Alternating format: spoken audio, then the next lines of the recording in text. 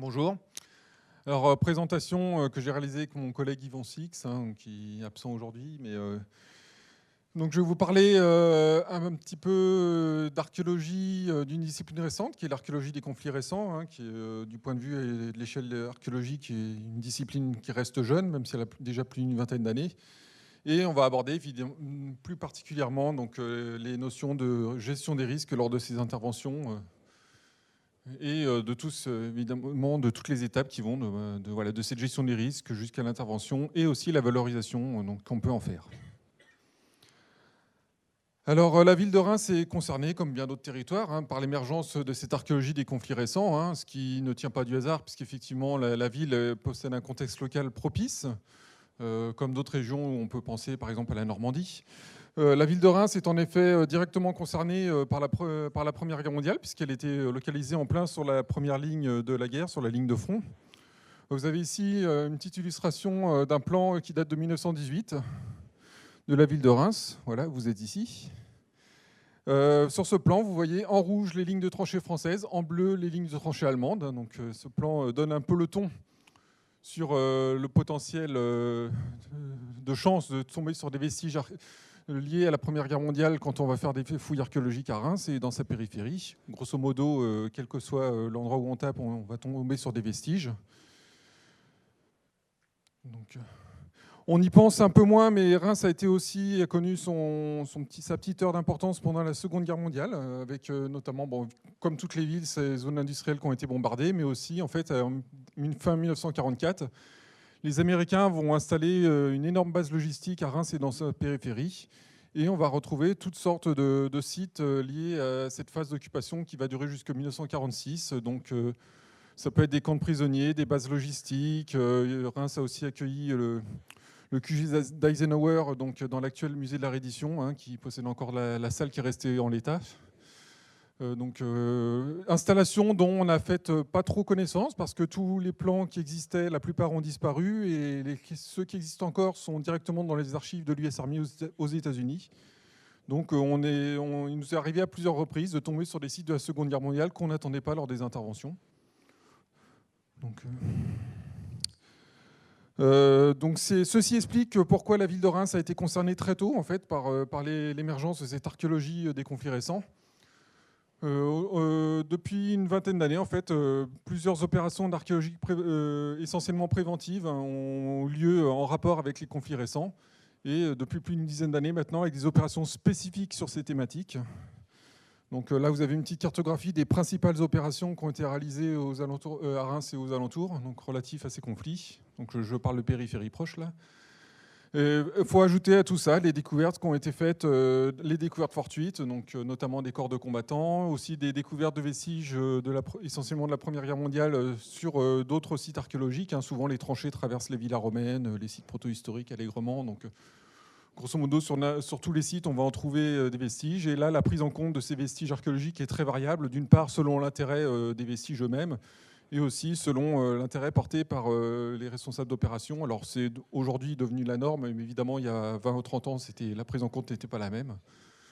Donc les acteurs principaux de cette archéologie aujourd'hui, ce sont évidemment la DRAC, donc le service régional d'archéologie, le Grand Reims, mais aussi l'INRAP, évidemment, qui réalise des fouilles.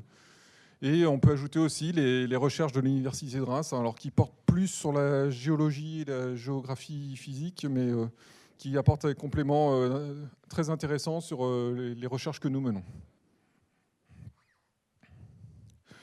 Alors le côté le plus spectaculaire de cette archéologie, ça a été les travaux notamment pionniers d'Yves Desfossés et de ses équipes, qui se poursuivent encore aujourd'hui, c'est l'archéologie des corps de combattants, qui sont régulièrement découverts un peu partout sur la ligne de front de la guerre. Une archéologie donc, qui fait toujours généralement une des journaux. Ces découvertes de corps de soldats qui sont perdus sur le front et donc des recherches qui portent à la fois sur l'archéologie, à la fois sur le devoir de mémoire. Donc là, on peut citer les travaux d'Yves Desfossés. Il y a aussi des travaux actuels de l'INRAP, comme ceux de Bruno Duchesne, notamment à Boules-sur-Suippe. Mais aujourd'hui, l'archéologie des conflits récents ne se limite pas qu'à cet aspect funéraire. En fait, on va fouiller à peu près tout type de sites pour peu qu'une problématique scientifique se développe. J'ai coutume de dire qu'on va commencer à faire de l'archéologie des conflits récents là où vont s'arrêter les livres d'histoire. C'est-à-dire on va aller explorer les zones d'ombre qu'on ne connaît pas. Vous avez ici deux bons exemples, avec à gauche des lignes de ce qu'on appelle aujourd'hui les proto-tranchées. Donc c'est les premières fortifications mises en place par les soldats en 1914, donc qui vont donner naissance à la ligne de front et aux tranchées telles qu'on en a l'image d'Épinal, mais c'est des choses assez différentes. Ou à droite, un autre bel exemple avec un camp de prisonniers de la Seconde Guerre mondiale à Bétheny. Quand on l'a retrouvé, on ignorait l'existence totale dans les archives, et même après 10 ans de recherche, on a très très peu d'archives qui vont nous renseigner directement sur ces camps, et où là, toute l'histoire de ce camp va être, malgré son caractère récent, va être recréée grâce aux fouilles archéologiques. Donc, je ne vais pas m'étendre sur cet aspect qui est déjà publié. Du point de vue des méthodologies, bon là, on n'a rien révolutionné, hein, évidemment. L'archéologie des conflits récents va emprunter les méthodes de fouilles des disciplines archéologiques plus anciennes, hein, classiques, donc décapage mécanique, fouilles mécaniques, fouilles manuelles, relevées, tout ce qui est plus classique. Petite différence tout de même, c'est qu'on ne va pas nécessairement tout fouiller hein, quand on a des vestiges des conflits récents sur les sites.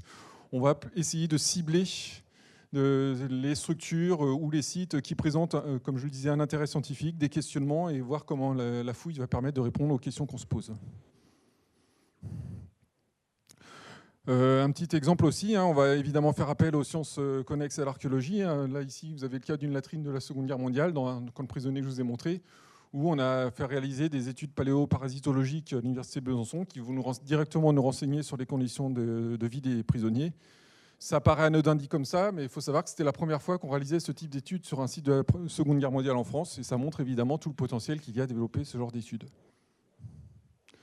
Parallèlement à cela, on développe depuis un peu moins longtemps, à Reims en tout cas, des recherches souterraines.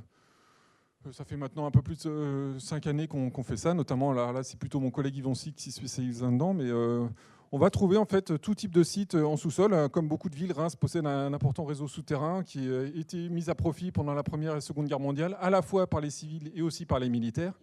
Et on va retrouver des vestiges de ces phases-là dans des souterrains qui sont la plupart du temps abandonnés. En souterrain, bah voilà, typiquement ce qu'on peut trouver. Hein. Donc, vous avez évidemment classiquement des graffitis. Donc, en haut à gauche, vous avez par exemple des personnages de western de la Seconde Guerre mondiale. Hein. Donc, pour les connaisseurs, le personnage à gauche, c'est Roy Rogers, le roi des cow-boys. D'autres inscriptions un peu plus équivoques, ici en allemand et en anglais, donc avec USPW, prisonnier de guerre en main américaine. Donc là, il n'y a pas trop de doute sur ce qu'on a.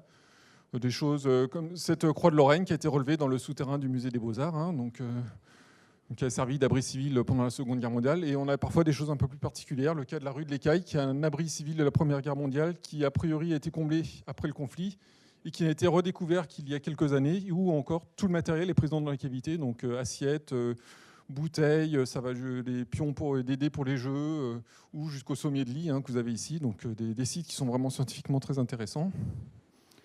Donc voilà, l'intérêt scientifique de l'archéologie des conflits récents aujourd'hui ne se pose plus. Hein. Aujourd'hui, c'est une recherche qui s'inscrit dans les grands axes de la stratégie du CNRA. Des projets de recherche donc, qui émergent, pas qu'à Reims, hein, dans à peu près toutes les régions, en tout cas de la France où il y a des vestiges de cette période-là. Donc recherches qui sont évidemment soutenues par les DRAC. De plus en plus de colloques et de publications spécifiques. Et je le disais, des fouilles préventives aujourd'hui spécifiques à ces périodes et un développement de l'archéologie programmée. Mais il y a ce petit plus dans l'archéologie des conflits récents, qui fait que c'est une archéologie un peu particulière, puisque nous faisons littéralement de l'archéologie du champ de bataille. La photographie que vous avez ici, donc, avec tous ces cratères constellés, n'est pas la surface de la Lune. Hein. Il s'agit bien de la périphérie de Reims en 1918. Si vous avez le bon oeil, vous arrivez à le cours de la Velle, donc la rivière qui traverse Reims, qui est ici. Ça vous donne une idée de l'image du champ de bataille après la Première Guerre mondiale. Hein, aujourd'hui, ces terrains sont complètement nivelés et remis à l'agriculture et réurbanisés. Mais évidemment, dès qu'on va creuser dans le sous-sol, on va retomber sur ces vestiges. Et le corollaire, évidemment, c'est la découverte de munitions. Alors c'est pour ceux qui travaillent sur les régions, notamment de la Première Guerre mondiale, un peu partout en France, ça fait partie des risques archéologiques. Hein. Ça fait longtemps qu'on trouve des munitions sur les sites archéologiques, quelle que soit la période qu'on fouille. Mais il y a quelque chose qui est vrai, c'est que quand on va commencer à creuser spécifiquement des structures liées à la Première et la Seconde Guerre mondiale, on va multiplier les chances de découverte de munitions. Vous avez ici un petit florilège de ce qu'on peut trouver, hein, bombes d'avion, obus, grenades, balles de fusil. Alors, je vous en parle un peu comme si de manière détendue, comme s'il s'agissait de champignons, mais quand je rentre chez moi le soir et que je dis à ma femme que j'ai trouvé un obus chimique que j'ai appelé des mineurs sur mon chantier, elle me répond systématiquement que je ferais mieux de changer de métier ou au moins de demander une prime de risque. Et elle a raison, parce que ces objets n'ont qu'une seule et unique fonction, c'est de tuer. Et ils se présentent évidemment un danger dès qu'on va les découvrir sur les chantiers. Alors j'ai essayé de tenir le compte dans le cadre de cette communication de combien de munitions j'ai trouvé en 15 ans depuis que je suis à Reims, et de manière très honnête, je n'ai pas réussi à tenir le compte, hein, beaucoup, c'est un bon chiffre. Je suis toujours là pour en parler, rassurez-vous. Alors évidemment, ceux que vous voyez sur les images, ce ne sont pas les archéologues hein, qui manipulent ces munitions, puisque systématiquement, en cas de découverte de munitions, nous appelons les démineurs de la sécurité civile, que je ne saurais jamais assez remercier. Hein. À chaque fois, ils interviennent, ils fournissent un service rapide, un service efficace et, chose rare aujourd'hui, un service gratuit. Donc voilà, je les remercie. En fait, la procédure en cas de découverte de munitions, elle est assez simple. En fait, hein. Quand on va tomber sur des munitions lors des fouilles, hein, généralement, quand l'appel mécanique va taper dans un obus, qu'on va reconnaître être en présence d'un engin de guerre. Donc on met le site en sécurité hein, autour de la munition. Nous appelons les démineurs de la sécurité civile qui interviennent en 1 à 3 jours en moyenne hein, sur les chantiers. C'est la moyenne ces derniers temps. Procédure efficace, on n'a jamais eu aucun incident, heureusement, à déclarer. Mais il y a quand même une phase qui est importante ici, c'est évidemment la reconnaissance des munitions, hein, puisque si nous ne savons pas que nous avons trouvé une munition, là, on n'applique pas les autres procédures. Et là, il n'y a pas de secret, hein, on n'a pas de formation à l'université qui nous enseigne à reconnaître des munitions. Moi, c'est quelque chose que j'ai appris sur le tas à force d'en trouver, mais... c'est pour ça que je mets qu'en cas de suspicion d'être en présence d'un engin de guerre, il ne faut pas hésiter à appeler les démineurs. Hein, voilà, je le dis, je le redis. Nous ne sommes pas experts en munitions et il est arrivé des fois que des collègues appellent des mineurs pour ce qui s'avère être des piles. Ce n'est pas grave, hein, l'essentiel c'est de ne pas prendre de risques. On essaye d'envoyer régulièrement les équipes. Ça va être le cas le prochain mois. Les nouveaux arrivés chez nous, on va faire une demi-journée d'information à la sécurité civile de la Marne. Donc, pour au moins reconnaître les principaux engins et aussi apprendre les bons gestes. Mais globalement, le bon geste, c'est de ne pas y toucher. Ça paraît trivial comme ça, mais tout le monde ne le fait pas. Il y a quand même un inconvénient dans cette procédure, c'est que le risque se situe ici au début. Hein, je disais, généralement, c'est l'appel mécanique va taper dans un obus. C'est là que va se situer le principal risque. De manière honnête, hein, on a très peu d'outils pour se prémunir de ce risque-là aujourd'hui. Il existe des procédures, hein, je vais vous montrer un cas intéressant qui est à travers un chantier qu'on a fait cette année. Un chantier où on a un diagnostic archéologique de 5 hectares qui a été suivi d'une fouille de 3 hectares. Hein, en projetant la cartographie qu'on a des tranchées, on savait qu'on était sur la première ligne allemande du front de 14-18. Une zone, évidemment, où le risque pyrotechnique était supposé fort. Indépendamment de nous, hein, l'aménageur, donc ce n'est pas une procédure réglementaire obligatoire, mais il a fait réaliser un diagnostic pyrotechnique. Un diagnostic pyrotechnique, qu'est-ce que c'est? C'est une prospection magnétique, tout simplement, hein, qui va être réalisée dans le but de détecter des objets métalliques. Donc qui n'a pas pour finalité d'être, je le dis, hein, d'être donné aux archéologues, mais voilà, c'est simplement l'aménageur derrière fait intervenir des mineurs qui vont intervenir sur les zones où les risques sont supposés principaux. Là, vous voyez, c'est un peu anxiogène. Quand on voit ce type de carte comme ça, on voit vous voyez, plus de 2000 spots potentiels. Hein. Chaque petit point est potentiellement un obus. Les zones en violet sont les zones saturées magnétiquement, où là, il y a beaucoup d'objets métalliques. On voit très bien d'ailleurs que celle-ci correspond très clairement à la ligne de tranchée qu'on avait sur la cartographie précédente, hein, sans trop de problèmes. Donc je vous l'ai dit, ce terrain fait 5 hectares, on l'a fait un diagnostic sur 5 et une fouille sur 3, donc terrain qu'on a bien retourné, et finalement on n'a eu que 4 obus qui ont nécessité intervention des démineurs sur ce chantier. C'est dans la normale faible, on va dire, hein, au nord de Reims, c'est vraiment pas grand-chose. Il est probable que, d'après ce qu'on a vu, le terrain ait déjà été nettoyé auparavant. En tout cas, ce qu'on va retenir surtout, c'est que là, dans ce cas-là, en fait, le diagnostic pyrotechnique est un outil qui n'est pas adapté à la prise en compte des risques. Hein. Dans le cas de nos interventions archéologiques, on ne peut pas déterminer de zone à risque ou pas à risque, de zone à intervenir ou pas. Les 4 obus qu'on a trouvés ont été disséminés sur le terrain sans zone particulière. Donc aujourd'hui, on a des bons outils, entre guillemets, une bonne procédure pour se prémunir du risque une fois les munitions découvertes sur les chantiers, mais ça fait partie des choses qu'on sait en l'état actuel pour les 600 ou 700 prochaines années. On va encore ramasser des munitions sur les chantiers. On y pense moins spontanément aussi, hein, mais il arrive parfois qu'on tombe sur des SAP, hein, des souterrains qui vont s'ouvrir sur les chantiers. Là, on a eu le cas sur ce chantier où ce souterrain s'est ouvert littéralement sous le pied d'une de mes collègues. Heureusement sans dommage. Mais voilà, donc ça c'est une entrée de tunnel, hein, de la Première Guerre mondiale creusée par les Allemands. Donc tunnel qui descend en profondeur sans doute à plus d'une dizaine de mètres. Et chaque fois qu'on a ce genre de découverte, se pose la question de savoir est-ce qu'il faut fouiller, pas fouiller. Est-ce qu'on peut intervenir? Est-ce que ça en vaut la chandelle? Donc là, après discussion avec la DRAC, hein, dans ce cas de figure-là, on a pris la décision de simplement dégager l'entrée pour voir ce qu'il en était. Donc on a vu que le souterrain était comblé ou éboulé au bout de 4-5 mètres de profondeur et on n'a pas poussé plus loin les investigations dans ce cas de figure-là. Donc voilà. C'est un bon exemple de ce qu'on fait ou ce qu'on ne fait pas sur les chantiers. Pour les souterrains qu'on va explorer où c'est déjà plus accessible, la problématique va être un peu la même, hein. Toutes les galeries ne sont pas forcément sécurisées. Des petits exemples ici, donc le souterrain de la rue de l'Écaille où on a une des galeries où on a un puisard qui déverse encore aujourd'hui des déblais depuis la surface. Donc une zone, si on doit intervenir dans cette zone, il faudra qu'on étaye très sérieusement. Aussi un souterrain qui a été exploré du côté de Puiseux, à l'est de Reims, où en fait, on voit en fait déjà que creusé par les soldats pendant la Première Guerre, on voit que le toit de la craie n'est pas en bon état. Ce que vous voyez là en poudre, c'est ce qui reste des poutres en bois qui soutenaient le plafond du souterrain. Pas l'intérêt évident, archéologiquement parlant, un risque assez évident d'explorer. Donc là, voilà, typiquement, on n'a pas poussé plus avant les investigations. Ce qu'il faut retenir, c'est que cette archéologie des conflits récents présente évidemment des risques, hein, ça c'est évident, mais ces risques peuvent être limités par notamment la prise en compte de ces risques évidemment le plus en amont possible, comme toujours. Hein, notamment, je disais, savoir reconnaître une munition, c'est quand même bien quand on va intervenir sur ce type de site. La cartographie va beaucoup nous aider. Hein. On a les plans, pas de tous les sites, mais on a les plans des tranchées, on connaît les zones du coup à risque. Les retours d'expérience. On a des zones à Reims où on sait qu'elles ont été nettoyées, ou d'autres zones où on sait que ça va être beaucoup plus dangereux d'intervenir. Hein. Par exemple, si je prends un exemple à Reims, la base aérienne, l'ancienne base aérienne 112 au nord de Reims a été largement arrosée pendant la Seconde Guerre mondiale et on sait que ça sera, le jour où on doit intervenir là-haut, ça sera un très fort risque.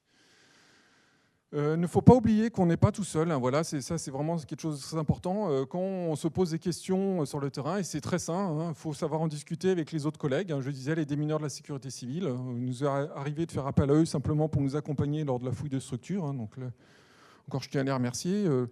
Pour ce qui est cavité, par exemple, le BRGM, on a des contacts avec eux, notamment ils réalisent des études de stabilité. Donc on travaille aussi avec les spéléologues aguerris. Et évidemment la DRAC qui participe aux échanges, notamment sur l'intérêt scientifique ou non des recherches à mener. Voilà, donc ces recherches sont menées certes sur des critères scientifiques, mais la sécurité passe d'abord. Hein. On n'hésite pas à abandonner la fouille de structures si on les juge trop dangereuses.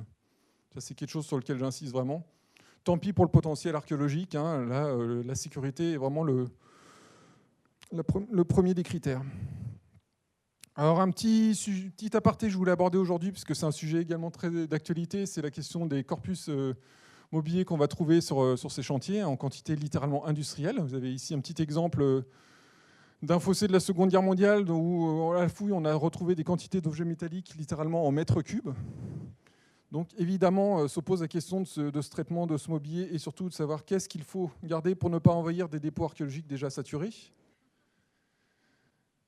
Faut-il garder des lots complets de référence? Faut-il faire un échantillon? Si oui, comment le choisir? Donc, alors actuellement, la procédure qu'on utilise, qui est un protocole qui a évolué, qui évoluera sans doute encore dans les années à venir, c'est de faire un premier tri sur le terrain, sur des critères qu'on juge scientifiques, d'intérêt scientifique ou patrimonial.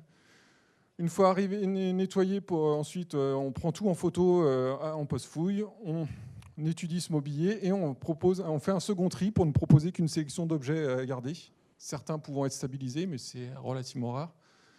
Et systématiquement, on annexe au rapport d'opération un catalogue photo du mobilier. Donc c'est actuellement notre protocole, qui voilà, c'est vraiment notre protocole, parce que là pour le coup, que ce soit en fonction des régions, même des opérateurs ou des responsables d'opération, c'est assez variable.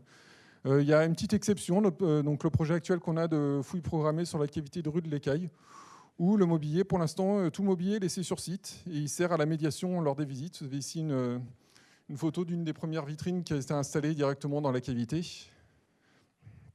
Donc là, c'est un projet tout frais qui va se développer dans les années qui viennent. Mais ça me permet d'embrayer évidemment sur le dernier aspect, donc cet aspect de valorisation de cette archéologie, qui vraiment, voilà, il y a un intérêt très certain du public sur cette archéologie. On a des objets qui, rien que visuellement, comme ceux-ci, sont assez faciles à valoriser. Alors vous pouvez en croire le préhistorien que je suis. Il est beaucoup plus facile de valoriser un site de la Seconde Guerre mondiale qu'une batterie de faux-sang Y néolithique. Donc on a déjà mené évidemment plusieurs opérations de valorisation de tout ça auprès du public. On a réalisé plusieurs expositions. Vous avez ici au musée de Bétheny une reproduction en taille réelle d'une tranchée de la Première Guerre mondiale où des soldats ont été découverts. À droite, vous avez une visite organisée par les spéléologues à qui on travaille de la cavité de la rue de l'Écaille. Et donc en photographie, vous avez le maire de Reims qui est directement sensibilisé à ces vestiges. Après, il faut le souligner, 10 mètres de descente à la corde dans le vertical. Donc voilà, cet intérêt, il est évident et on aurait tort de ne pas en profiter. La presse qui relaye assez régulièrement tous les travaux qu'on mène. En fait, de manière très honnête, personne ne m'a jamais posé la question de savoir pourquoi on faisait de l'archéologie sur ces périodes récentes. Ça, pour le public, ça coule de source. Et, voilà, donc, les gens sont évidemment sensibilisés aux découvertes qu'on réalise. Et c'est aussi pour nous l'occasion de les sensibiliser aux risques. On sait que voilà, les civils et les munitions ont tendance parfois à faire un peu n'importe quoi avec les munitions. Donc on n'hésite pas aussi à en rajouter une petite couche à ces moments-là. Donc pour conclure, si je devais faire un petit bilan de comment on aborde aujourd'hui l'archéologie des conflits récents, alors c'est valable à Reims, mais finalement, après discussion avec des collègues qui travaillent sur les autres régions, on arrive toujours plus ou moins au même raisonnement. C'est les solutions apportées après et les spécificités locales qui diffèrent. C'est un permanent va-et-vient entre ces trois grands concepts. Évidemment, l'intérêt scientifique, qui est la base de tout travail archéologique. Y a-t-il un intérêt à fouiller ces vestiges ou pas? L'intérêt patrimonial, faut-il préserver ce patrimoine ou non? Alors, ça peut être une préservation simplement par l'étude ou peut-être, comme pour la rue de l'Écaille, à le préserver pour des visites. Et évidemment, cette importance de la gestion des risques. Je le disais, si le risque est trop important, on supprime les deux autres, tant pis, et on va se concentrer sur d'autres secteurs des sites qui sont beaucoup moins dangereux pour intervenir. Aujourd'hui, voilà, c'est une procédure qui marche plutôt bien. On a des très bons retours de partout. Et donc, voilà, c'est un peu ce que je voulais partager avec vous aujourd'hui. Malgré les risques qui peuvent finalement être bien gérés sur les opérations, même si nous, on n'a jamais eu d'accident. Je sais que j'ai des collègues d'autres opérateurs qui ont déjà été gazés sur des chantiers. On arrive à faire, avec les moyens actuels, à faire des choses vraiment très bien, et c'est pour peu que ça soit pris en compte dès les préparations des opérations. Je vous remercie de votre attention.